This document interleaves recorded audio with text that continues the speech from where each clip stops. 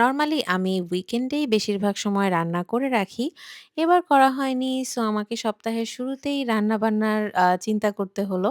তো ১ম এই আমি এখানে একটু বেগুন কেটে হলুদ আর লবণ দিয়ে মাখিয়ে নিয়েছি, যেগুলো আমি একটু পর ভাজবো। আর এরপর কিছু ঢেঁড়স কেটে নিলাম। আর এখন সবচেয়ে অসহ্যকর কাজ সেটা হচ্ছে পেঁয়াজ কাটা। তো রান্নার আগেই একগাদা পেঁয়াজ কাটতে হয়। এরপর হচ্ছে একটু খিদা লেগে যায়, তাই আমি হালকা একটু ওয়েজেস এয়ার ফ্রায়ারে দিয়েছিলাম। সেটাই আরেকটু হবে, তাই আবার দিয়ে দিলাম। দেন আমি অলরেডি আরেকটা চুলায় ওখানে বেগুন ভাজি হচ্ছে।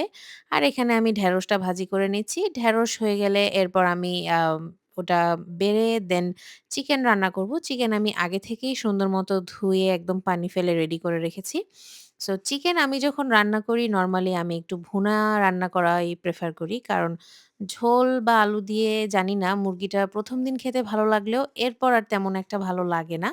আর এই যে মুরগি রান্নার শেষে আমি একটু ঝাঁক বাটা দেই, যেটাতে রান্নার টেস্টটা অনেক বেশি পরিমাণে ভালো হয়ে যায়।